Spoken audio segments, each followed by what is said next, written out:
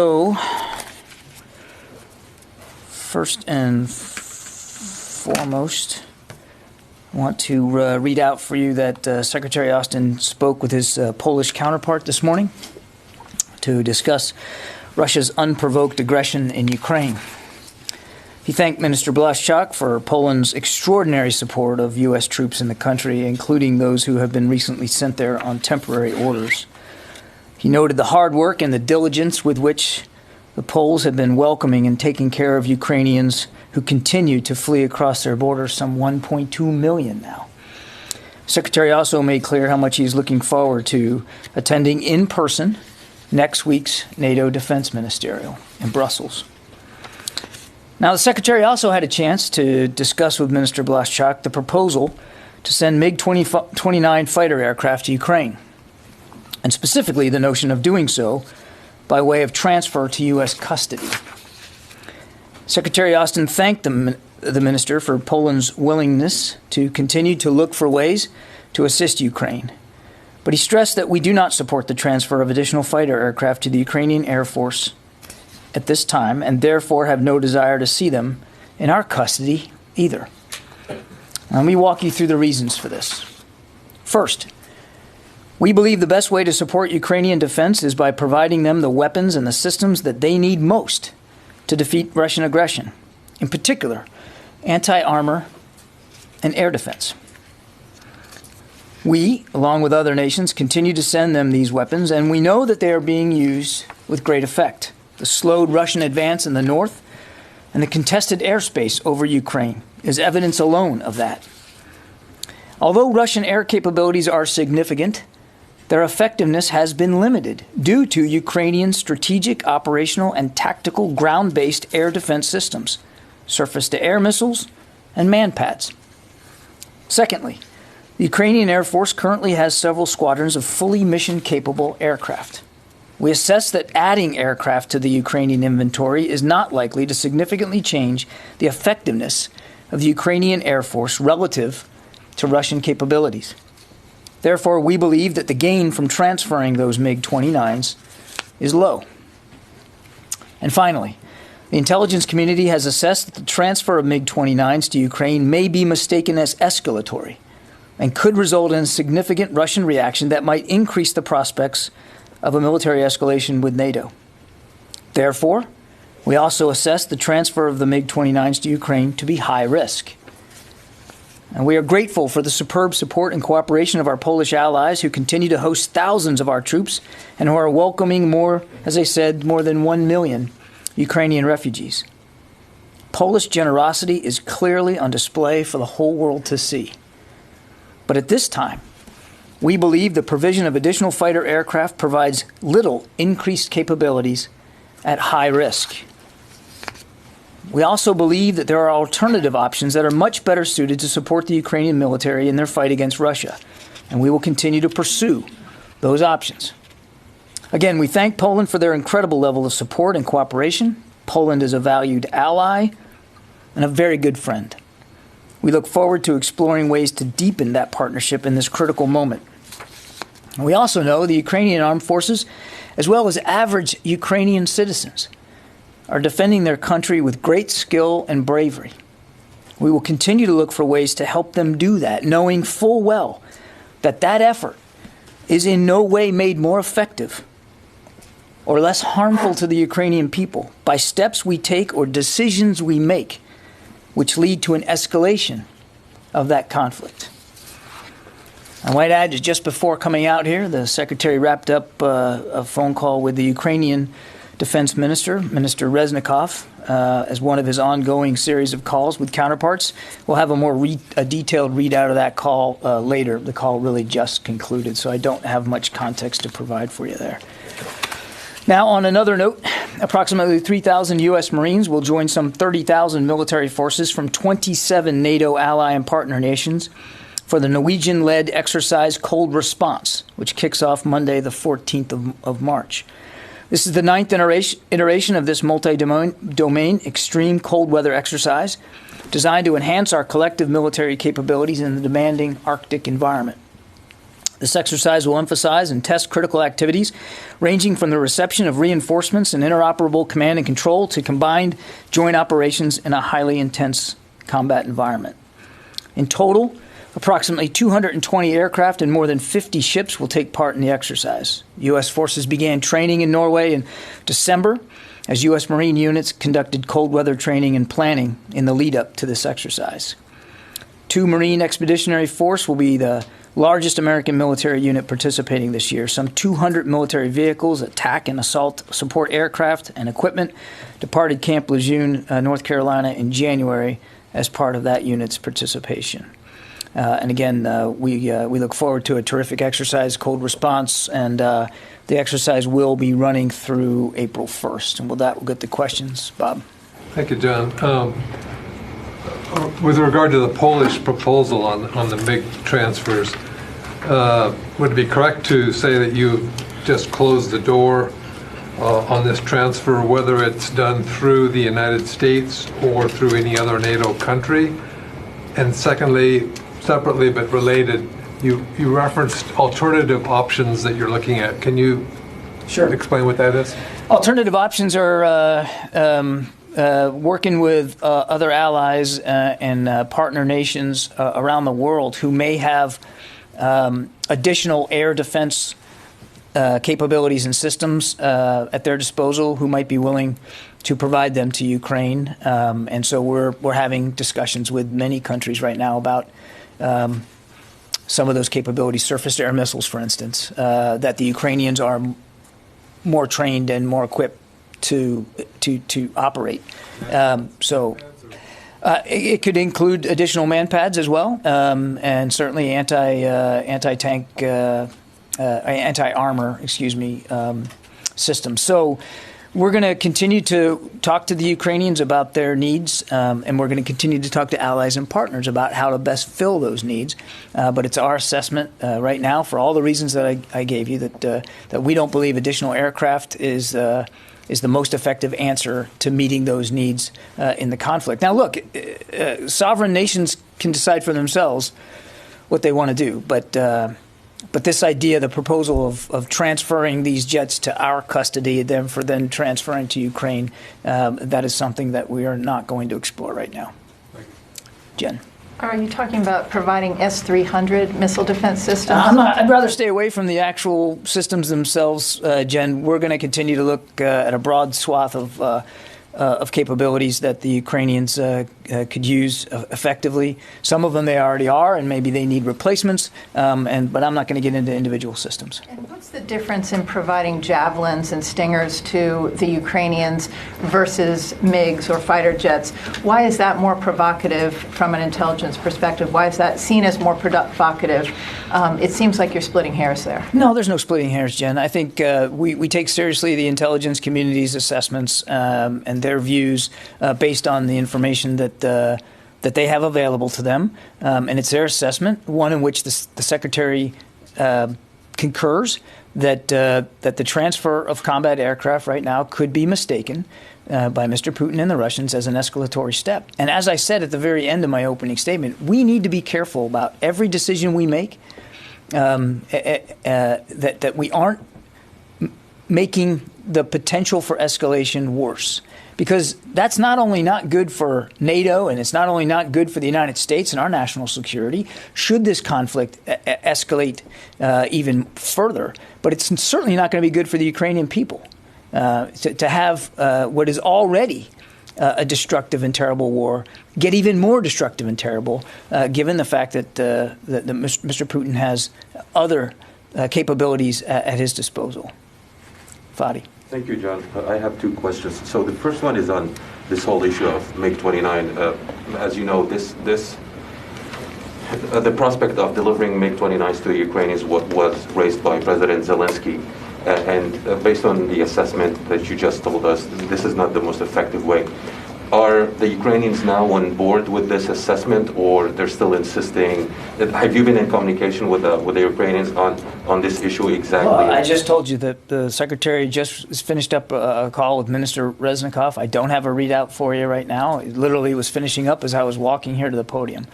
So we'll have a readout for you. I doubt seriously that readout is going to ascribe the sentiments of the Ukrainians. That is for them to speak to, and I will obviously we defer to the Ukrainian government to speak to this on their own. And on this issue of military biological labs in Ukraine that the Russians keep raising, can you basically explain to us what type of relationship, if any, there was between the Pentagon and the Ukrainian side on any biological labs? When was the last cooperation, and what do you have to say about these Russian accusations? The Russian accusations are absurd. They're laughable. And, in the words of my Irish Catholic grandfather, a bunch of malarkey. There's nothing to it. It's classic Russian propaganda. And I wouldn't, if I were you, I wouldn't give it a drop of ink worth paying attention to. Yeah, but can you explain to us has there been any relationship between the Pentagon? We are not developing biological or chemical weapons inside Ukraine. It's not happening. Yeah. Thanks, John. Go ahead. Go ahead. Is there any concern that Russia is actually doing this because they're planning some sort of a chem-biological attack? Yeah, I mean, again, not being perfectly inside the minds of the Russians, we have seen one of their playbooks is to accuse the other that which you are doing or which you plan to do, and to create a narrative that of victimhood and blaming somebody else for something that you're in fact going to do. I have no evidence of that. I'm not suggesting that that's in the offing right now. I have no intelligence indicators that that type of weaponry is in Ukraine and being planned to be used. So I want to be clear. But it is of a piece of the Russian playbook to blame others for that which you are about to do or you're considering doing. They've done that plenty of times before. And then on intelligence, since you said that the U.S. intelligence assessment is that the transferring of the combat aircraft was considered high risk, what was the assessment of transferring javelins and stingers? Was it also high risk, but the calculus was the Ukrainians needed them, so it was worth it? Without getting into specific inventory issues, the short answer to your question, Court, is yes. I mean, as we make the decisions to provide support from the very beginning, even before the invasion, but certainly since, we go through that calculus and to make sure that we are giving them what we believe can be best suited to their needs. And we see that they're using it with great effect. But also keeping in mind, as we must, the potential escalation of the conflict. So it's a calculation we do routinely, iteratively, every day. So it's not uncommon, the stingers, the javelins, or let's say anti-armor, anti-air equipment that the U.S. has been providing to them, some of those have been considered high risk, but the calculus is... I wouldn't say everything that we're sending we consider to be high risk. And without characterizing something as high or low risk, in particular on the other inventory items, I would just tell you that we go through that calculus with every shipment that we send. What is best needed to the fight, and with a mind that we obviously don't want to needlessly or heedlessly escalate the conflict to a level where it's actually more dangerous for Ukraine, not less. Okay. Yeah, Travis, I'm sorry. Thanks, John. The soldiers who are deployed to Poland, the 82nd, they had been helping small numbers of Americans who had been coming across the border from Ukraine. And you mentioned the massive refugee flow coming in now. I'm wondering if their mission, if it has, or if you're looking at potentially expanding that to a wider humanitarian mission. And is that something that maybe you've discussed with Poland? There hasn't been any active discussions of expanding their missions to something wider in terms of humanitarian assistance. But I can assure you that the Secretary will want us to be as responsive as possible should there be a need for that. But we're not tracking a request to expand the mission set for the 82nd right now. They certainly have that capability should they be needed, and we certainly would want to pitch in and help. But we're in constant discussions with Polish authorities as well as the State Department. And again, should there be a need for that, you can bet the United States military will chip in and help. And I would add, and I don't want this to at all sound gratuitous, but the Poles have been doing an amazing job harboring, welcoming, and taking care of now more than 1 million Ukrainians that have fled across that border. And that's only, I guess, by the UN estimates, about half of the total that have left the country. But the Polish government and the Polish people have just been superb, just absolutely spectacular. And again, if they need our help in that regard, certainly the United States military would be positively disposed to look at those requests. Carla. Thank you. Since we're talking about Poland, a defense official said that Russia had launched more than 710 missiles into Ukraine since the war began. Have any of those, or how close have those missiles come to the Polish border? What I would tell you, Carla, without getting into too much detail here, the almost all of the missiles that have been fired from either inside Ukraine or from outside Ukraine have been targeted at sites in the eastern part of the country. If you were to draw a line from Kyiv down to Odessa, straight line, almost all those strikes are occurring to the east of that line. So nothing close that we've seen to Poland or even in Western Ukraine, quite frankly. And then a quick follow on the humanitarian corridors that keep, trying to be established and then failing. Yeah. Does the Pentagon consider it a war crime to establish a humanitarian corridor and then bomb it? Yeah, the Pentagon's not making judgments on war crimes. We'll leave that to the experts. What I would tell you is that short of stopping the invasion, which is really what needs to happen here, short of that, we want to see that innocent civilians are given safe passage and not being harmed. And they ought to be given safe passage. Again, they shouldn't have to have a safe passage. But if they're gonna, it ought to be to places inside their own country, inside Ukraine, not aimed at the north and to Belarus and Russia. I think the Ukrainians can be forgiven for not wanting to flee into the very countries that have invaded them. And so we would obviously like to see, if there's going to be safe passage, that it's truly safe passage inside their own country and unmolested, by the way, from Russian attacks, which has not always been the case in the last few days. Calling for a safe passage, calling for corridors, and then hitting people while they're trying to use those corridors, killing people in the midst of evacuating. Again, I'll leave the legal scrutiny to others, but clearly what we want to see is for the destruction and the death to stop, and short of that to be observed, the humanitarian concerns to be observed by the Russian military. Oren. Are you actively discouraging the transfer of fighter jets to Ukraine, or is it the position that the U.S. won't be part of this and it remains a Polish decision? And then separately, have you assessed the Russians have used thermobaric weaponry in Ukraine? No indications that thermobaric weapons, no evidence of that I can speak to. And look, what I'm talking about today is this particular proposal about the MiG-29s.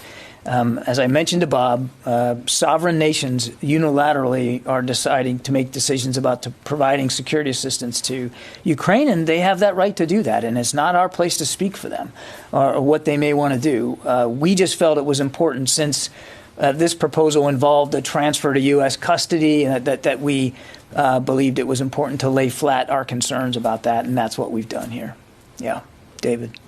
So on the order to deploy Patriots into Poland, defense officials said this morning that Secretary Austin had ordered that. I always thought that kind of internal movement was ordered by General Walters. So, one, why was it ordered by Secretary Austin?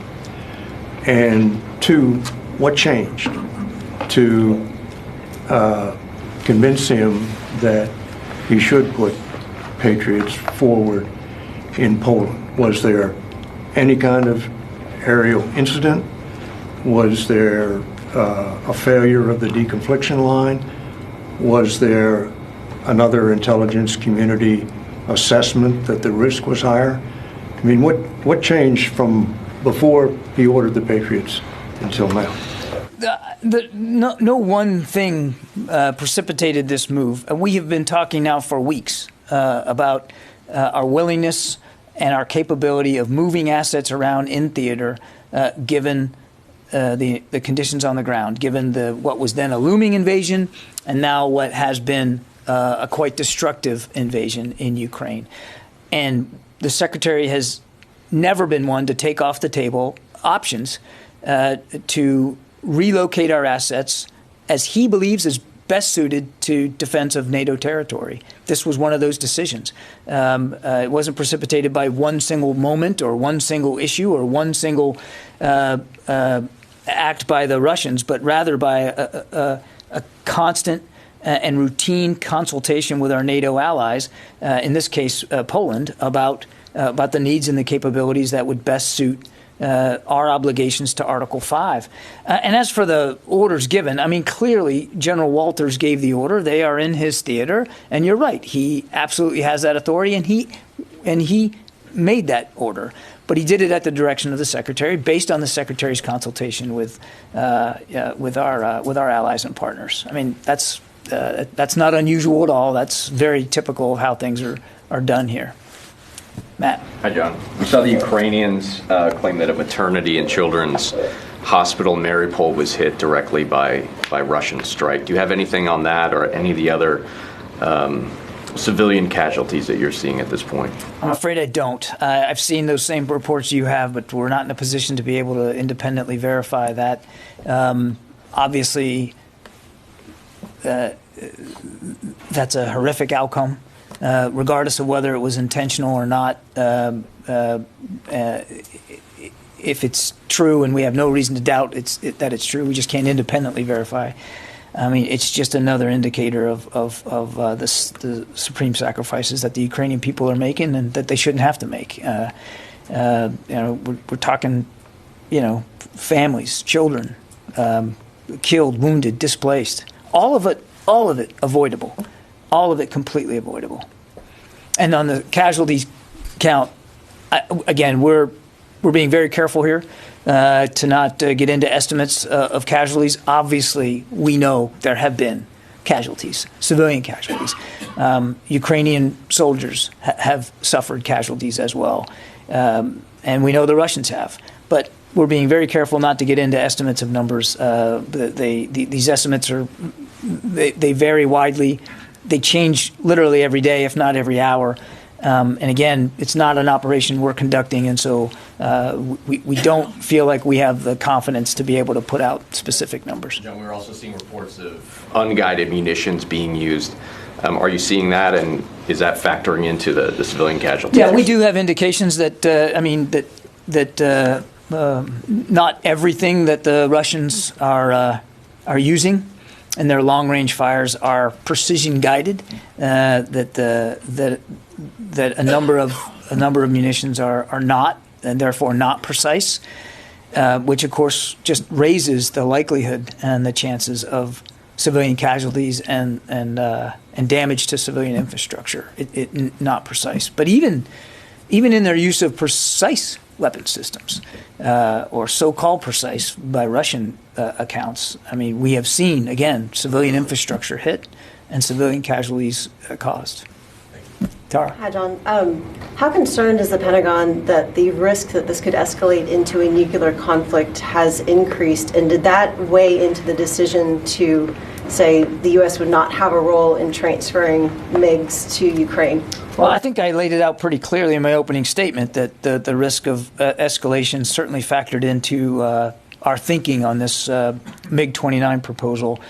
And I want to be careful here that we're not getting into intelligence assessments about potential outcomes. Russia is a nuclear power.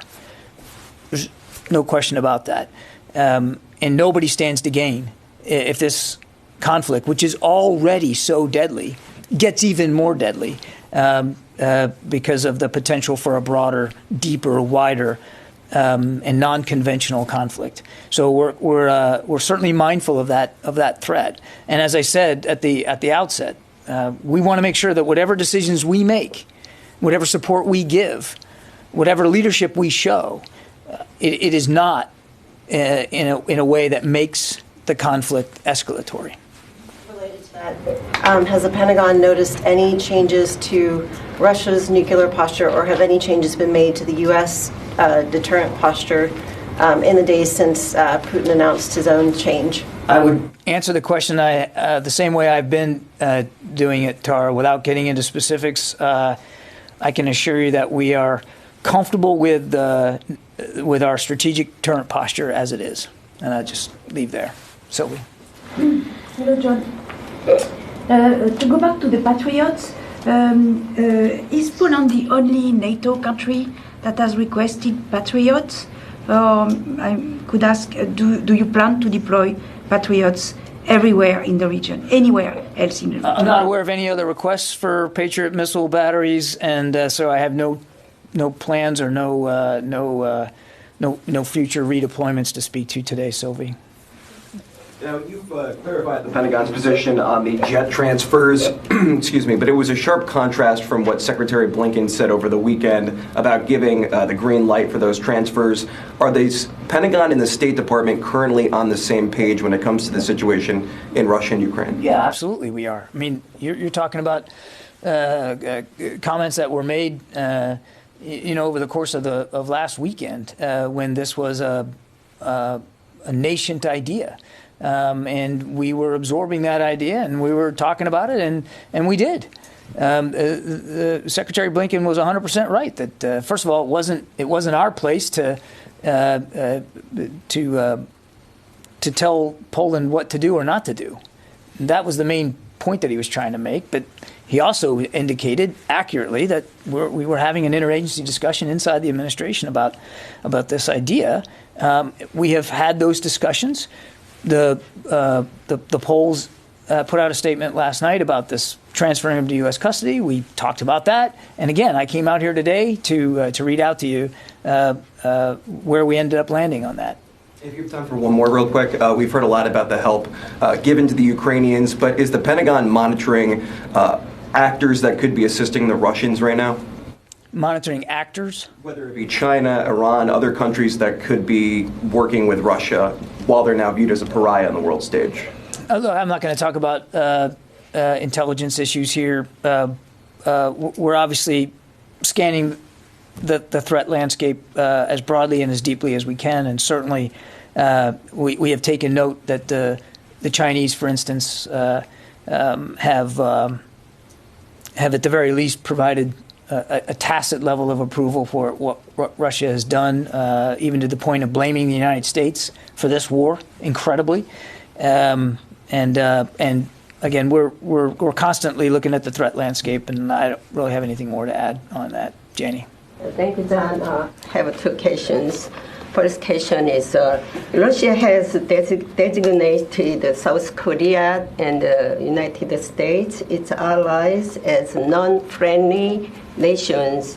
And Putin's retaliation against South Korea has already begun. What is your comment on Russians' action on this? I think our actions speak louder than any comment or words I could offer here today, Janie. We continue to look for ways to support Ukraine in their defense. We're grateful that the South Koreans, our allies, have also levied sanctions and being willing to offer support.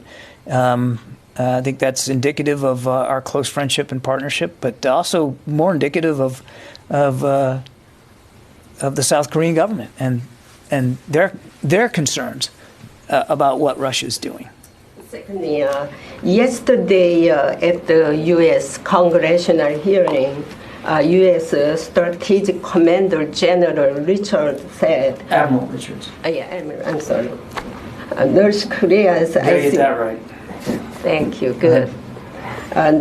North Korea's ICBM nuclear tests are likely to increase in the future. What strategy does the U.S. have in the response to North Korea's escalate tensions in Korean Peninsula? Look, Jenny, I would point you to what Indo-PACOM just put out earlier this morning. We've made clear our concern over the significant increase in DPRK missile testing activity, which we continue to believe undermines peace and security and is destabilizing the region, as well as the international community. So in light of that, as we've noted earlier this week, U.S. Indo-Pacific Command ordered intensified intelligence, surveillance, and reconnaissance collection activities in the LOC, as well as enhanced readiness among our ballistic missile defense forces in the region. So again, I think in our case here, actions are speaking louder than words. We have made clear what our concerns are, and we're acting on those concerns. Thank you. Yeah, Mike? John, the Defense Department was tasked pretty much on the fly with finding billets for thousands of refugees after the fall of Afghanistan.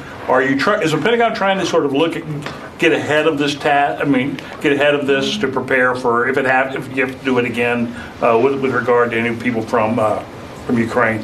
Well, we're just getting closer to wrapping up Operation Allies Welcome, and we were very proud to be a part of that. This DHS-led mission to provide safe and secure environment for Afghan evacuees to get on with their new lives here as American citizens, and we're very proud of that.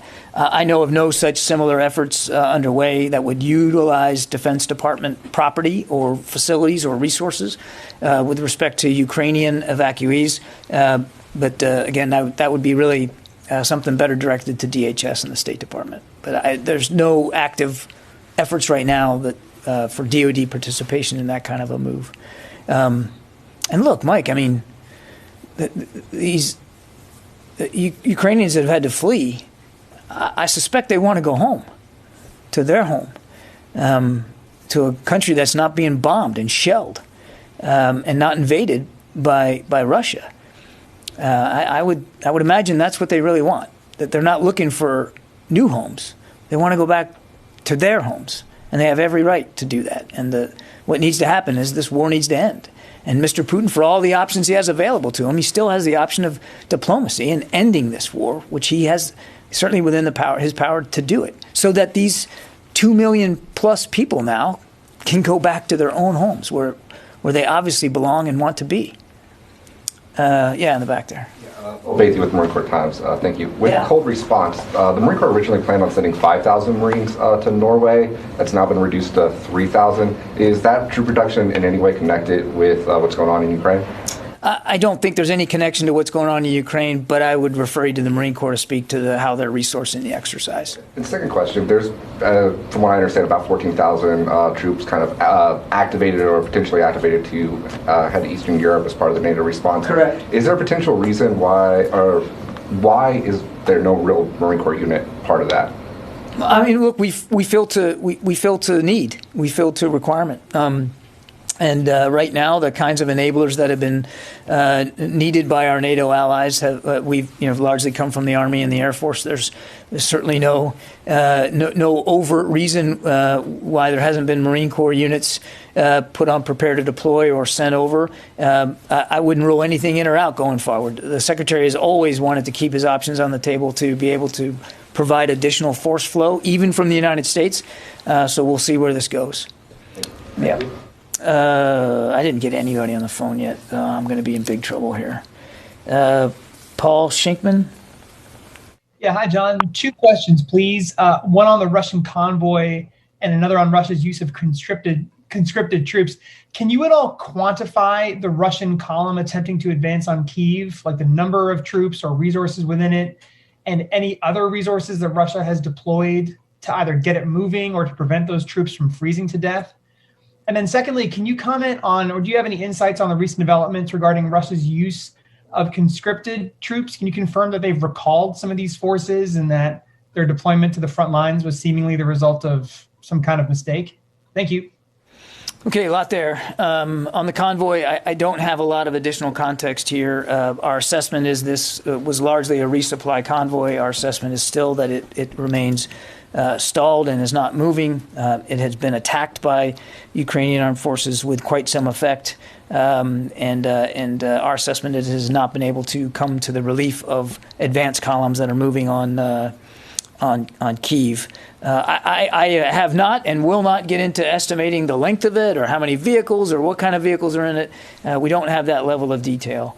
And on conscripts, we certainly, and we've been talking about this for a while. I mean, we certainly have seen that that some of the initial battalion tactical groups that were sent into Ukraine in the early days had conscripts in the force.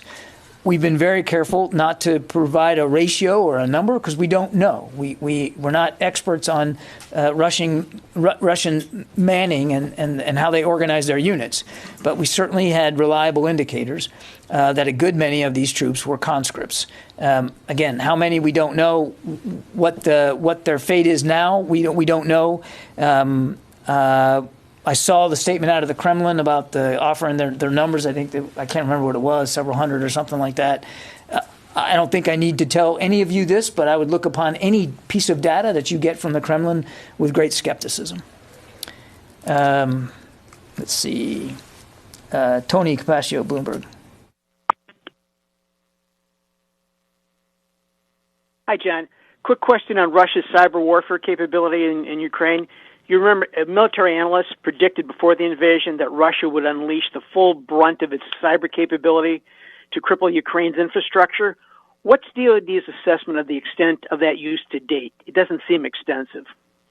Yeah, I mean, again, we don't have perfect visibility into everything that the Russians are doing in cyberspace. What we can do, Tony, is speak to outcomes. We believe that that there hasn't been so far devastating cyber effects on Ukraine, although that we have noted cyber attacks, cyber disruptions, websites being taken down, and attempts to limit communications. Certainly we've seen all that. And we would expect that those efforts by the Russians would continue. Again, this is very much a part of their playbook. I would note that the Ukrainians are not neophytes when it comes to cyber operations. We have helped over time, over these many years, to help improve their resiliency in cyberspace, and I think some of that resiliency is on display as well. I mean, that the Russians may not have had devastating effects in cyberspace doesn't just have to be because the Russians decided not to have devastating effects in cyberspace, but rather because perhaps the Ukrainians have improved their ability to be resilient. Phil Stewart, Reuters. Hey there. Just could you give a little more information about this high-risk assessment? Is there anything that's in the public realm that you could cite that explains why these combat aircraft transfers would be seen as high risk? And you know, is this a new red line by the U.S. government about things that it won't do to support Ukraine, or is this somehow related to the pre-existing red line about, you know, no troops even in airspace? Thanks. We're not drawing a red line here, Phil. We're giving you an honest assessment of how we came to our conclusions about this particular proposal of MiG-29s that would be transferred to U.S. custody and then given to Ukraine. That's what we're here to talk about. That's the decision that we made. As I answered to court, we're constantly, with every decision we're making, with every piece of material and system that we're providing, we're always going through the calculus of the need and the potential risk of providing that need, and we're going to continue to do that going forward. And I'm not going to get into the specifics, the sausage making of how this particular decision got made. I walked through the three justifications. The Secretary is very comfortable with this decision and with those three justifications, and I'm going to just leave it at that. Oscar from